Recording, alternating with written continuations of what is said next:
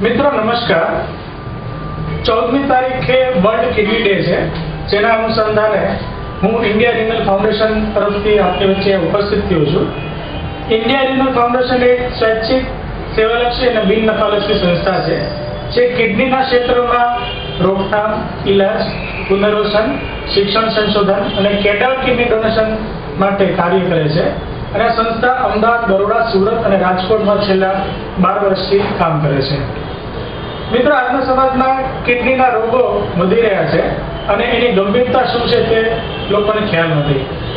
તો આજે આપણી વચ્ચે ડૉક્ટર દિવ્યેશ વિરોજા સાહેબ ઉપસ્થિત છે, કે જેમને એમનું એજ્યુકેશન છે ડીએમનું એ 2003માં IKDFCમાંથી કમ્પ્લીટ કર્યું છે. ત્યારબાદ એને નેશનલ અને ઇન્ટરનેશનલ લેવલ ખાતે ઘણા બધા શોધપત્રો રજૂ કરીને આ ક્ષેત્રમાં ખૂબ જ મોડું અને જાગૃતિ માટેનું કામ કર્યું છે. એજ્યુકેશન પછી ડૉક્ટર દિવ્યેશ વિરોજા સાહેબે સવાણી કિડની હોસ્પિટલમાં, વોકાર્ડ હોસ્પિટલમાં પોતાની સેવા આપેલી છે. અને ત્યારબાદ વિદ્યાનગર મેઇન રોડ ખાતે એમની પોતાની હોસ્પિટલ દિવ્યમ હોસ્પિટલ ખાતે તેઓ પ્રેક્ટિસ કરી રહ્યા છે. તો મિત્રો, આજે આપણે વર્લ્ડ કિડની ડે શું છે, કેમ મનાવવામાં આવે છે અને કિડની વિશે સંપૂર્ણ માહિતી ડૉક્ટર દિવ્યેશ વિરોજા સાહેબ પાસે આપણે મેળવીશું. તો આપણે દિવ્યેશ વિરોજા સાહેબને કિડની રિલેટેડ થોડીક માહિતી મેળવવા માટે આપણે એમની સાથે ચર્ચા કરીએ. ડૉક્ટર દિવ્યેશ વિરોજા સાહેબ. Thank you Jayeshbhai. આ સામાજિક કાર્ય માટે મને પ્રેરણા આપી અને આ કાર્ય હું સામાન્ય રીતે એકલો ઘણી વખત કરતો હોઉં છું અને તમારા જેવા મિત્રો મળે તો એ ઘણું સારી રીતે થઈ શકશે. આ વર્લ્ડ કિડની ડે નિમિત્તે જે પબ્લિક અવેરનેસનું કાર્ય જે છે એ આપણે સૌએ સાથે મળીને કરશું તો ઘણી જાગૃતતા આવી શકશે. સાહેબ, મારે એ પૂછવું હતું કે આપણે વર્લ્ડ કિડની ડે છે એ શા માટે ઉજવવામાં આવે છે? જયેશભાઈ, બેઝિકલી આ વર્લ્ડ કિડની ડે છે એ 2006થી ઉજવવાનું ચાલુ કરવામાં આવ્યું છે અને ઇન્ટરનેશનલ સોસાયટી ઓફ નેફ્રોલોજી, જે આંતરરાષ્ટ્રીય કિડનીની સંસ્થા છે, એમને એવું લાગ્યું કે કિડનીની રોગ વિશે અને કિડનીના કાર્ય વિશે પબ્લિકમાં બહુ જાણકારી છે નહીં, એટલે એ જાણકારી જનજાગૃતિ લાવવાની જરૂર છે. એટલે આ જાગૃતિ લાવવા માટે માર્ચ મહિનાના દર બીજા ગુરુવારે દર વર્ષે વર્લ્ડ કિડની ડે તરીકે ઉજવી અને આવા જાહેર કાર્યક્રમો કરી અને પબ્લિકમાં જાગૃતિ લાવવી. આ સૌ પ્રથમ વર્લ્ડ કિડની ડેની ઉજવણી 2006માં કરવામાં આવી અને ત્યાર પછી દર વર્ષે જુદા જુદા બેનર હેઠળ, જુદા જુદા લોગો હેઠળ એ વર્લ્ડ કિડની ડેની ઉજવણી કરવામાં આવે છે. આ વખતનો લોગો છે જે આપણે જોયું કે kidney for life, prevent acute kidney injury, એ આ વખતનું સ્લોગન છે. એટલે કે એક્યુટ રિનલ ફેલ્યુર માટે અવેરનેસ કેળવવાનું આ વર્ષમાં નક્કી કર્યું છે. સર, તો આ કિડનીના મુખ્ય કાર્યો શું હોય છે? બેઝિકલી કિડનીના મુખ્ય કાર્યો આપણે જોઈએ તો સૌથી પહેલું કાર્ય જે શરીરમાં કચરો બને એ લોહીમાં પડે અને લોહીને ફિલ્ટર કરી અને દૂર કરે યુરિન માટે, એ એનું મુખ્ય કાર્ય. બીજા કાર્યો આપણે જોઈએ તો એ બ્લડ પ્રેશરનું નિયમન કરવાના જરૂરી રક્તસ્રાવોનું સિક્રેશન કરે છે. આ ઉપરાંત એરિથ્રોપોઇટિન નામના હોર્મોનની મદદથી એ લોહી બનાવવાની પ્રક્રિયા ચાલુ કરે છે, જેથી લોહીનું પ્રમાણ શરીરમાં જળવાઈ રહે. બીજા કાર્યો છે હિમોગ્લોબિન ઉપરાંત હાડકાનું જે કેલ્શિયમ અને ફોસ્ફરસનું મેન્ટેનન્સ છે વિટામિન ડી દ્વારા થતું હોય એને એક્ટિવ ફોર્મમાં કન્વર્ટ કરવાનું કાર્ય કિડની કરે છે. આ ઉપરાંત બીજા નાના માઇક્રોન્યુટ્રિયન્ટ્સ જેવા કે સોડિયમ, પોટેશિયમ, કેલ્શિયમ, ફોસ્ફરસ એ બધાનું પણ જરૂરી માત્રામાં જાળવી રાખવાનું કાર્ય કિડની કરે છે. આમ જે આપણા મગજમાં એવું છે કે કિડની એટલે કચરો સાફ કરવાનું ફિલ્ટર, એવું નથી. કિડની એક ઘણું બધું એક્ટિવ ઓર્ગન છે અને બીજા નંબરનું ઓર્ગન છે જેમાં સૌથી વધારે લોહીનું પરિભ્રમણ થાય છે. સર, કિડની ફેલિયર એટલે શું? હવે આ કિડની ફેલ્યુર વિશે હું તમને થોડી માહિતી આપું. આમાં મુખ્ય બે પ્રકાર હોય છે, એક્યુટ કિડની ફેલ્યુર અને ક્રોનિક કિડની ફેલ્યુર.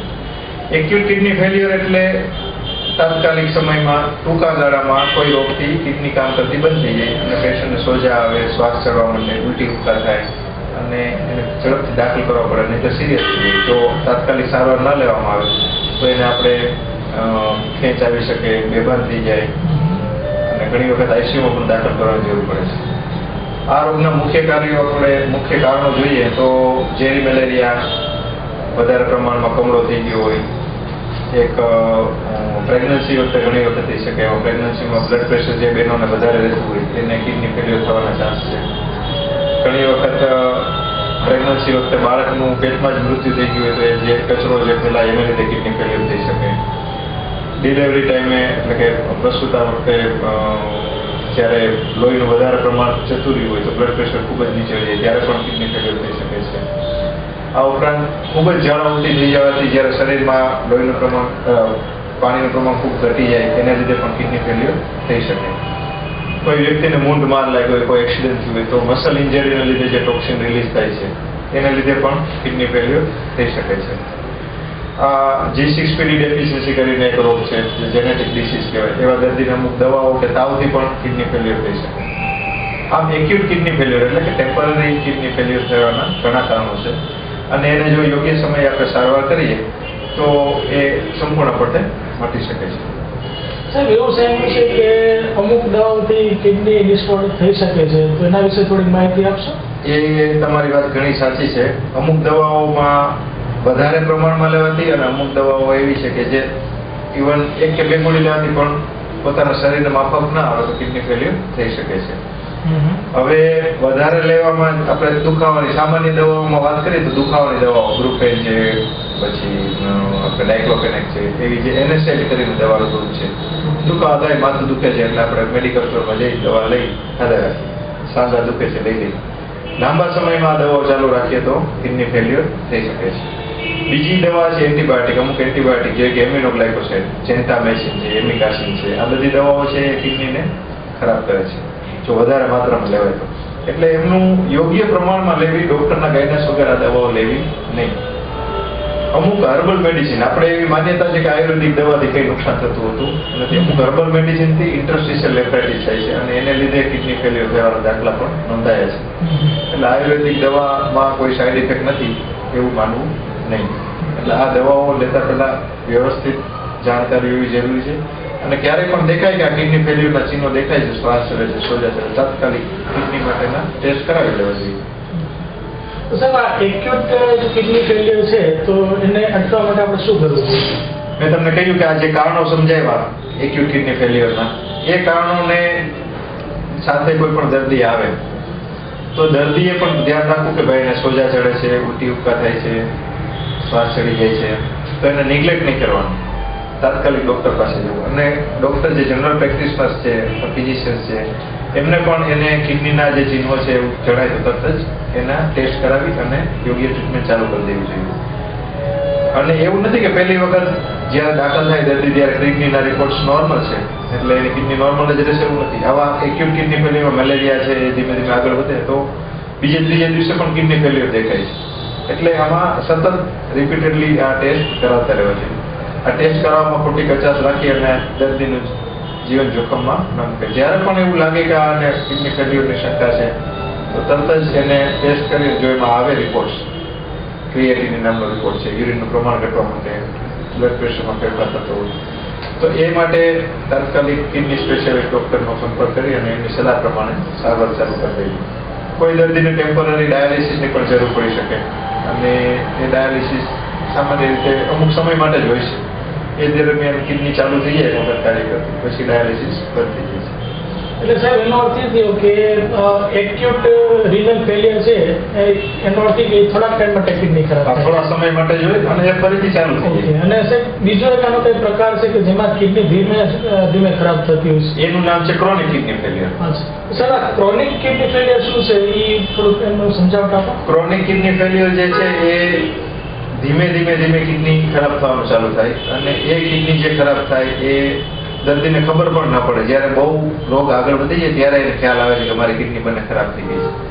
આ રોગ થવાના મુખ્ય કારણો આપણે જોઈએ તો વધારે પ્રમાણમાં બ્લડ પ્રેશર રહેતું હોય એટલે કે હાઇપરટેન્શન, ડાયાબિટીસ, અમુક વારસાગત રોગો જેવા કે પોલિસિસ્ટિક કિડની ડિસીઝ, આલ્પોર્ટ સિન્ડ્રોમ, એ બધા રોગ એવા છે કે એમાં વારસાગત પેઢી દર પેઢી કિડની ખરાબ થતી રહે છે અને એવા દર્દીને પહેલેથી ચકાસણી કરતી રહેવી જરૂરી છે.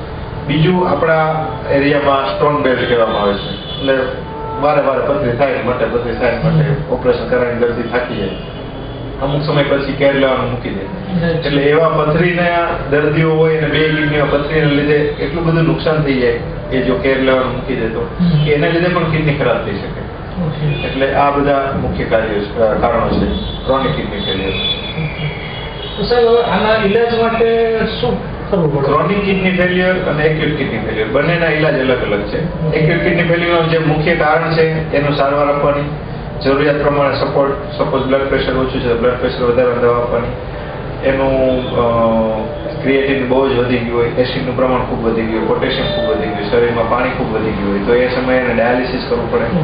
અને એ સમયે જો ડાયાલિસિસ માટે આપણે થોડું પણ મોડું કરીએ તો દર્દીની જાન જોખમમાં હોય છે. સાહેબ જેમ આપણે તાત્કાલિક ડાયાલિસિસ એક વખત આપણે નક્કી કરી કે આપણે જરૂરી છે ડાયાલિસિસ, પછી ખોટો વિલંબ કરવો જરૂરી નહીં, નહીંતર એ નક્કી કરવામાં જ સમય જતો રહે અને દર્દી પછી બચે નહીં. જ્યારે ક્રોનિક કિડની ફેલિયર છે એમાં ધીમે ધીમે રોગ આગળ વધે. એના પ્રિવેન્શન માટે અમુક ખોરાકની પરેજી, જેમાં કે કઠોળ ઓછું લેવું, પછી બ્લડ પ્રેશર, ડાયાબિટીસ એનો કંટ્રોલ વ્યવસ્થિત રીતે કરવો. અને આ બધી વસ્તુ આપણે રેગ્યુલર કંટ્રોલ કરીએ તો એ જે સ્પીડ છે કિડની ખરાબ થવાની એ ધીમે ધીમે ઓછી થાય. પણ ખરાબ તો થાય અને ભવિષ્યમાં ક્યારે પણ એને ડાયાલિસિસની જરૂર પડી શકે અથવા કિડની ટ્રાન્સપ્લાન્ટની જરૂર પડી શકે. સાહેબ જો આપણે અત્યારે જે ડાયાલિસિસની વાત કરી તો આ ડાયાલિસિસ શું છે? અને ઘણી વખત એવું સાંભળવામાં આવ્યું છે કે ડાયાલિસિસ એકવાર કરાવવાથી આજીવન ડાયાલિસિસ કરાવવું પડે, તો શું આ સાચી વસ્તુ છે? હા, આ પ્રશ્ન દરેક વ્યક્તિના મનમાં થતો હશે કે ડાયાલિસિસ એટલે શું. હવે આપણે કિડનીનું જે મુખ્ય કાર્ય કર્યું કે કચરો દૂર કરે છે ફિલ્ટર કરીને, એ કિડની કાર્ય કરતી બંધ થઈ જાય ત્યારે આપણે મશીનની મદદથી એને કચરાને દૂર કરીએ, એનું નામ ડાયાલિસિસ. અને એ ડાયાલિસિસના મુખ્ય બે પ્રકાર છે, હિમોડાયાલિસિસ અને પેરિટોનિયલ ડાયાલિસિસ. એમાં સામાન્ય રીતે અત્યારે આપણે હિમોડાયાલિસિસ સારું એવું પ્રચલિત છે અને લગભગ બધા વિસ્તારોમાં અવેલેબલ થઈ ગયું છે. એટલે હવે પેરિટોનિયલ ડાયાલિસિસની એટલી બધી જરૂરિયાત હોતી નથી, સિવાય કે બહુ વૃદ્ધ પેશન્ટ હોય જેનું હૃદય બહુ નબળું હોય અને જે હિમોડાયાલિસિસ ટોલરેટ ના કરી શકે એમ હોય એના માટે પેરિટોનિયલ ડાયાલિસિસ કરતા હોય છે. અથવા ખૂબ નાના બાળકો હોય અને કિડની ફેલિયર થઈ ગયું તો કરતા હોય છે. હવે હિમોડાયાલિસિસ છે એવી માન્યતા છે કે એક વખત કર્યું એટલે આખી જિંદગી કરવાનું, પણ એ માન્યતા સંપૂર્ણપણે ખોટી છે. હિમોડાયાલિસિસ કેટલો સમય કરવું એ એના રોગ ઉપર નક્કી કરવામાં આવે છે. સપોઝ એને એક્યુટ રિનલ ફેલિયર છે તો એનું મુખ્ય કારણ તમે દૂર કરશો એટલે એ ઓટોમેટિક કિડની પાછી એની ચાલુ થઈ જશે. અને એક વખત કિડની ચાલુ થઈ ગઈ એને પોતાનું કાર્ય એને ચાલુ કરી દીધું પછી ડાયાલિસિસ જરૂર નથી પડતી. કોઈ દર્દીને એકાદ ડાયાલિસિસમાં સારું થાય, કોઈને મહિને થાય, કોઈને 15 દિવસ થાય, કોઈને અઠવાડિયે થાય. સામાન્ય રીતે મેક્સિમમ સમય એક્યુટ કિડની ફેલિયરમાં રિકવરીનો 1.5 મહિના જેવો ગણવામાં આવે છે. 1.5 મહિનામાં રિકવર ન થાય તો થોડી ઘણી ડેમેજ થઈ ગઈ ગણાય. જ્યારે ક્રોનિક કિડની ફેલિયર છે એ ધીમે ધીમે આગળ વધે છે અને એને જ્યારે ડાયાલિસિસની જરૂર પડે ત્યારે એ એટલી બધી કિડની ખરાબ થઈ ગઈ, સંકોચાઈ ગઈ હોય કે એનું ભવિષ્યમાં પછી ફરીથી ચાલુ થવાની કોઈ શક્યતા હોતી નથી. તો આ પ્રકારના પેશન્ટ છે એમાં આપણે ફરજિયાત આખી જિંદગી ડાયાલિસિસ કરવું પડે. એમાં બીજો કોઈ ઉપાય આપણી પાસે છે નહીં. બીજો ઉપાય આપણે ગણીએ તો કિડની ટ્રાન્સપ્લાન્ટ કરી શકાય, તો એ કિડની ટ્રાન્સપ્લાન્ટ માટે વિચારીશું. સાહેબ કિડની ટ્રાન્સપ્લાન્ટ છે એ શું છે? કિડની ટ્રાન્સપ્લાન્ટ આપણે ગુજરાતીમાં જઈએ તો કિડનીનું પ્રત્યારોપણ. એમાં એક વ્યક્તિની કિડની આપણે લઈ અને બીજી વ્યક્તિને પ્રત્યારોપણ કરીએ. એટલે એના જે પેશન્ટ છે એના દર્દીના સગા છે એ કિડની એની બંને કિડની સારી હોય અને એનું આપણે ક્રોસ મેચ કરીએ, રિપોર્ટ કરીએ, બધું બરાબર હોય તો એક કિડની એમને લઈ અને ઓપરેશન વડે બીજા પેશન્ટની કિડની આપણે ટ્રાન્સપ્લાન્ટ કરી દઈએ. અને એ ટ્રાન્સપ્લાન્ટ થઈ જાય પછી ડાયાલિસિસની દર્દીને જરૂર પડતી નથી. સાહેબ આ કિડની ટ્રાન્સપ્લાન્ટ છે એના માટે કઈ કઈ બાબતો જરૂરી છે અને એનો ખર્ચો કેટલો થાય? મુખ્ય વસ્તુ છે કિડની ડોનર. આપણા નિયમ પ્રમાણે અત્યારે લાઈવ રિલેટેડ ડોનર આપણે ઇન્ડિયામાં લો પ્રમાણે એલાવ છે. એટલે પેશન્ટના ભાઈ બહેન, એમના હસબન્ડ વાઈફ, દીકરા દીકરી, મા બાપ એ બધા કિડની ફર્સ્ટ ડિગ્રી રિલેટિવ્સ કહેવાય, કિડની આપી શકે એટલે કિડની ડોનર થઈ શકે. એટલે કિડની ડોનરની ઉંમર છે 60 વર્ષ કરતાં ઓછી હોવી જોઈએ. એને બ્લડ પ્રેશર, ડાયાબિટીસ કે કિડનીની બીમારી ન હોવી જોઈએ. આ બધી પ્રી ડિસીઝ છે. અને પછી અમુક ટેસ્ટ કરવામાં આવે. એ ટેસ્ટ જો બધું બરાબર હોય તો આપણે કિડની ટ્રાન્સપ્લાન્ટ કરી શકાય. ખર્ચ અંદાજે 4 લાખની આજુબાજુ આવતો હોય, 4 થી 4.5 લાખ. જે હોસ્પિટલ અલગ અલગ હોય છે એના પ્રમાણે. પરંતુ એ કિડની ટ્રાન્સપ્લાન્ટ કર્યા પછી અમુક દવાઓ લેવી પડે છે. એ દવાનો ખર્ચો લગભગ 12 થી 15,000 શરૂઆતમાં મહિને ગણવાનો. અને ધીમે ધીમે એનું જે ડ્રગનું લેવલ ધીમે ધીમે મેન્ટેન થાય પછી ધીમે ધીમે ખર્ચ ઓછો થઈ શકે. પણ ભવિષ્યમાં કેટલો ખર્ચ રહેશે ઓછો એ અત્યારથી કહી શકાય ને, એ દર્દીની તાસીર ઉપર હોય છે. એટલે એક વખત ટ્રાન્સપ્લાન્ટ કરી અને પછી દવા કઈ નહીં લેવી પડે એવી માન્યતા પણ ખોટી છે. સાહેબ, વિદેશમાં જે કેડર કિડની ટ્રાન્સપ્લાન્ટ થાય છે એવું આપણે અહીંયા શક્ય ખરું? આ કેડર કિડની ટ્રાન્સપ્લાન્ટ શું છે, કેવી રીતે થઈ શકે? બેઝિકલી જે વ્યક્તિને લાઈવ રિલેટેડ ડોનર નથી, એટલે કે સગાવાલામાંથી કોઈને બ્લડ ગ્રુપમાં નથી, કોઈને બ્લડ પ્રેશર છે, કોઈ ડાયાબિટીસ છે, અત્યારના નાના નાના કુટુંબ હવે થઈ ગયા છે. પહેલા જેમ નથી કે 4-5 ભાઈઓ હોય, 2-3 બહેનો હોય, એવું તો છે. એક ભાઈ હોય અને એમાં બ્લડ ગ્રુપ અલગ હોય, મમ્મી પપ્પાની ઉંમર મોટી હોય, મેરેજ ના થયા હોય, એવા વ્યક્તિનું શું કરવું? તો એવા વ્યક્તિને જ્યારે કોઈ વ્યક્તિ બીજા અન્ય વ્યક્તિને બ્રેન ડેડ થયેલું હોય, કોઈ વાહન એક્સિડન્ટ થયું હોય, એમાં બ્રેન ડેડ થઈ ગયું, તો એ બ્રેન ડેડ થયેલા દર્દીના સગાવાલા જો પરમિશન આપે તો એની કિડની, બંને કિડનીઓ કાઢી અને એને પરફ્યુઝન એ જગ્યાએ કરી અને જે જગ્યાએ ટ્રાન્સપ્લાન્ટ કરી શકે ત્યાં આપણે મોકલી શકીએ અને એનું ટ્રાન્સપ્લાન્ટ કરી શકીએ. આવા કેડેવર કિડની ટ્રાન્સપ્લાન્ટ આપણે રાજકોટમાંથી પણ લગભગ 8 થી 10 જેટલા કર્યા છે. સાહેબ, આપણે રાજકોટમાં પહેલું કેડર કિડની ડોનેશન મને થોડું ઘણું યાદ છે કે જ્યારે તમે લોકોએ જ અવેરનેસ થયા, એ પેશન્ટ એ જે દોશી હોસ્પિટલમાં હતું અને આઈ થિંક કે તમે જ હતા ત્યારે એમને પ્રેરણા આપવાવાળા, અને એ પહેલું કિડની કેડેવર ડોનેશન હતું. ત્યારે એ પેશન્ટને આપણે બીટી સવાણીમાં ટ્રાન્સફર કર્યું હતું, પછી કિડની રિમૂવ કરી બંને પરફ્યુઝન કરી અમદાવાદ કિડની હોસ્પિટલમાં મોકલેલું. આ પછી તો આપણે ઘણા બધા કર્યા છે, લગભગ 10 કેડેવર. હમણાં જ છેલ્લા 2 મહિનામાં જ આપણે 2 કેડેવર કિડની ટ્રાન્સપ્લાન્ટ કર્યા છે, જે એનું આપણે ત્યાં વોકાડ હોસ્પિટલમાં એટેચ છે ત્યાં આપણે કરેલા, અને અમદાવાદથી ટીમ આવતી હોય છે કેડેવર લેવામાં. સાહેબ, આપણે આજે 14 તારીખે જે વર્લ્ડ કિડની ડે છે, તો સમાજને સોસાયટીના ટિપ્સ રૂપે આપ શોર્ટમાં એમને સમાજને સોસાયટીને એક એવું કંઈ આપી શકો કે જેનાથી આપણે કિડની ખરાબ ન થશે, એના માટે આપણે શું કરવું જોઈએ?